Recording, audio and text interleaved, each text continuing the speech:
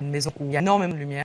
L'art déco est une période, bien sûr, très riche de l'architecture d'intérieur, qui se marie très bien avec le contemporain. Et c'est une source d'inspiration infinie, bien sûr, pour nous, tant en termes de motifs que de textures. Et nous réinterprétons beaucoup cette période.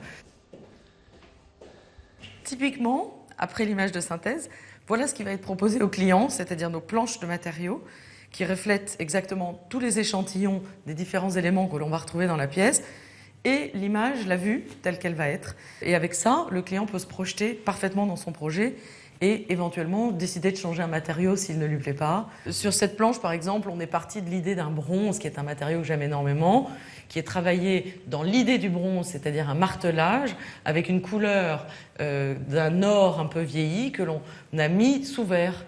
Alors, il y a une rencontre de plusieurs matériaux un peu classiques et qui sont complètement revisités dans un côté complètement contemporain grâce au verre. Ça a devenu une table de salle à manger, par exemple, alors qu'à la base, c'est un échantillon de 15-15 et on ne savait pas du tout quoi en faire. Il faut le voir pour le croire et aller dans le 400 mètres carrés de son lieu haut de gamme où semblent concentrer les meilleurs des savoir-faire français. Galuchat, bois précieux, marbre, tous prêts à entrer dans la danse.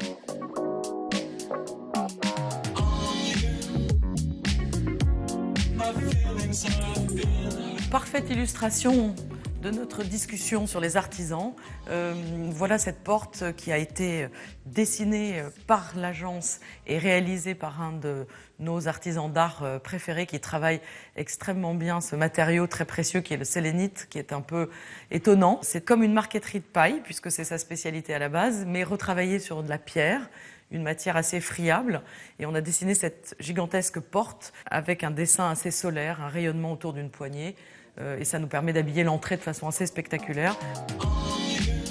Le sur-mesure va jusqu'à la collaboration précise avec les grands de l'artisanat, comme ce lustre réalisé par Baccarat, d'après ses dessins.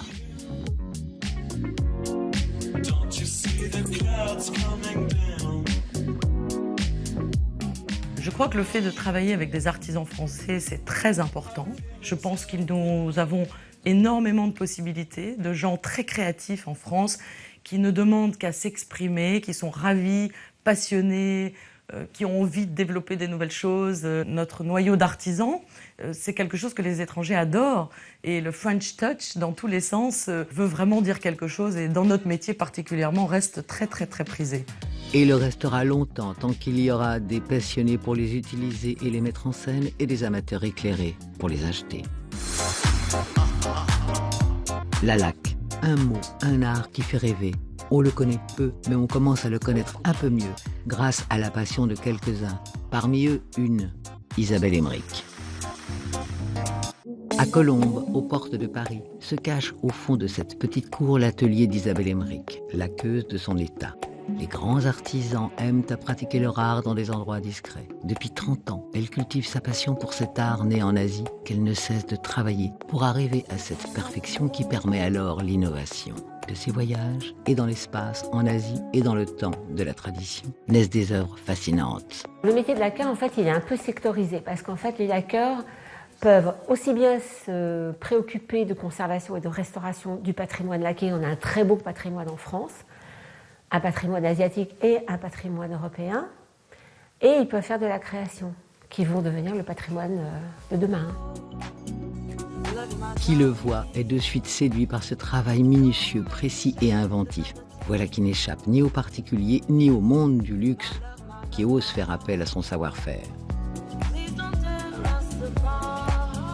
J'ai eu la chance, ces dernières années, de pouvoir collaborer avec des grandes maisons. Parce que la laque étant redevenue plus lisible, plus à la mode, les grandes maisons ayant aussi vu dans le paysage qu'il y avait de la laque européenne, se sont intéressées à ce savoir-faire.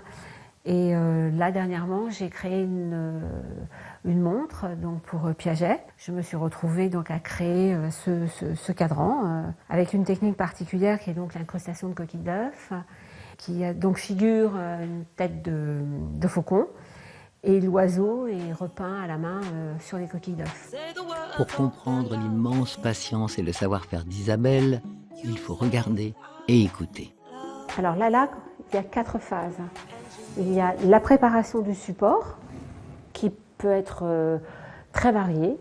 Ça peut être du bois principalement pour nous, et ça peut être du cuir, ça peut être du métal, ça peut être du tissu. C'est assez large puisqu'on peut quasiment tout laquer. Donc il y a l'apprêtage.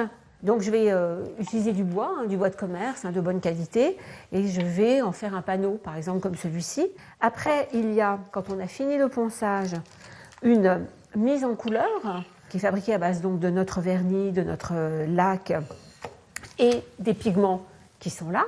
Et on va les mélanger avec notre base, donc, qui est donc ce vernis qui est comme ça, très ambré. Et on va en faire une couleur qui va être liquide et on va la passer donc à la brosse.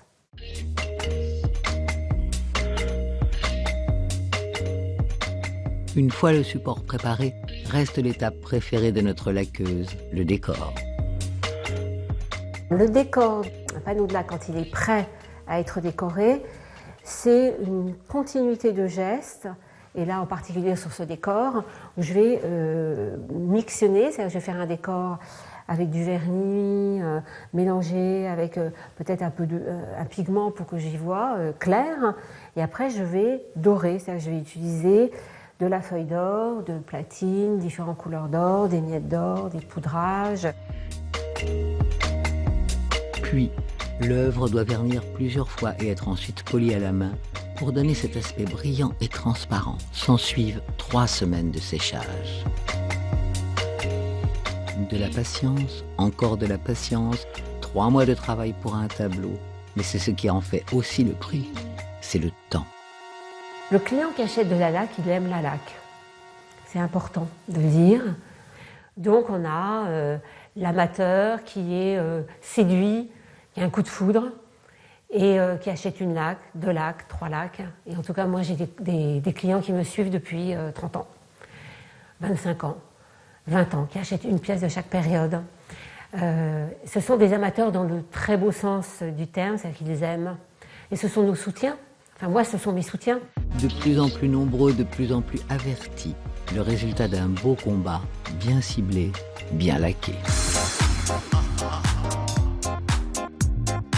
On le croyait dépassé et réservé aux pêcheurs, il revient aujourd'hui grâce à quelques créateurs. Oui, le bob ose.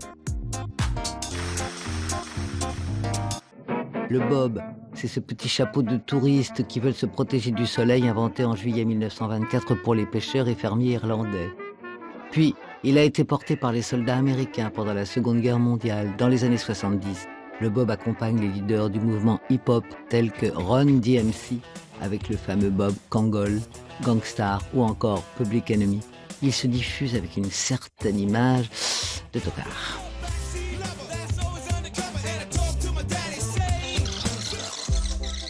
Seulement voilà, cette saison, le bob est au top. Merci qui? Merci Tommy Hilfiger qui met le bob à l'honneur dans sa collection Printemps-été 2016. Merci à Alexander Wang qui le rend chic et sobre. Et surtout, merci à Max Azria qui, pour BCBG, a coiffé tous ses modèles, tous de ce petit chapeau.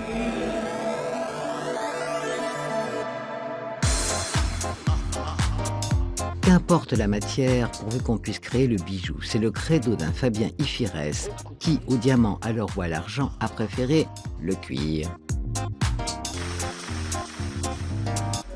Par définition, les créateurs créent, et pas seulement des formes.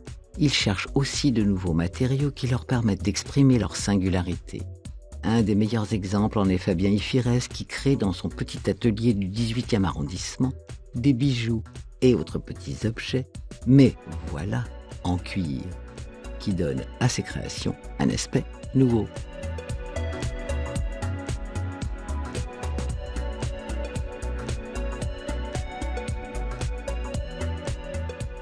Mon travail est assez atypique puisqu'on ne s'attend pas quand on pense bijoux forcément déjà au cuir. Et c'est vrai que moi la différence c'est que je ne le prends pas brut, enfin quelque chose de simple, je le travaille, je le tords, je le drape, je le plisse, je l'étire et du coup voilà, ça lui apporte des fois des formes assez inattendues. Ça devient presque des sculptures. C'est une façon de prendre la lumière aussi qui est assez sculpturale, enfin, c'est assez intriguant. Et puis après, il y a des façons de montage que j'effectue qui, du coup, On ne sait pas vraiment comment ça peut tenir, même si tout est cousu, mais on ne le voit pas forcément, en fait, tout est caché. Et c'est ce qui peut intriguer, en fait, je pense. On n'approchera jamais la création, mais essayons. D'abord, tout commence par une inspiration piochée dans la vie parisienne. Ensuite, il couche sur papier ses idées. Et puis des dessins et encore des dessins, jusqu'à ce qu'il soit enfin satisfait. Et ce n'est qu'à partir de là qu'intervient le cuir. Alors, une fois que j'ai réalisé mon petit croquis, mon esquisse rapide, je vais prendre la matière que j'ai déjà sélectionnée au préalable chez mon fournisseur. Donc après, selon la saison, les couleurs changent. Donc là, pour le corps de la manchette, je vais partir sur du noir, puisque un agneau noir, le noir est très présent dans cette collection. Donc je prends mon agneau. Une fois que j'ai mon agneau, il faut effectivement le prendre dans le bon sens, puisqu'il y a un sens d'élasticité. Et de là, j'ai en tête les dimensions pour la manchette qui fera 5 cm de largeur, donc je sais que je dois couper tant. Je me place, je pointe.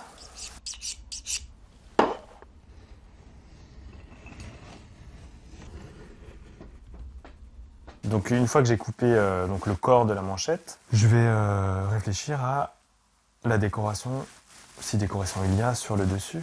Donc après, je peux ajouter d'autres, superposer des matières, je peux perforer, je peux ajouter des éléments métalliques. Mais aussi des coussins, des cordes, des lacets, des nœuds, des drapés. Pas de limite, et c'est ce qui fait sa griffe.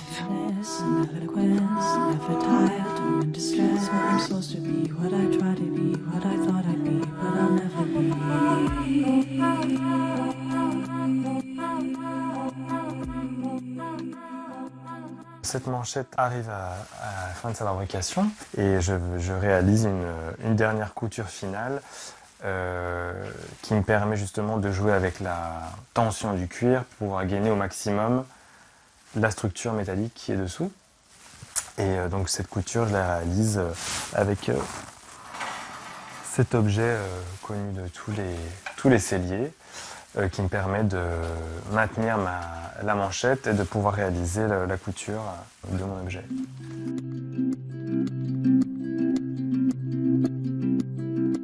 En fait, la différence entre quand on dit sellier et maroquinier, en fait, sellier c'est cousu main, maroquinier c'est cousu machine.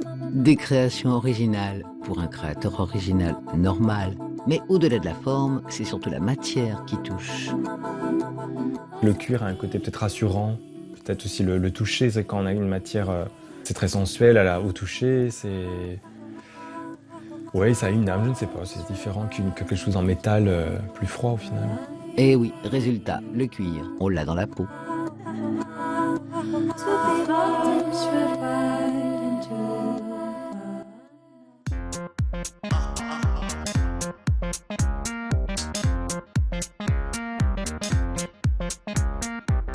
Il n'est pas une mode si personne ne la voit.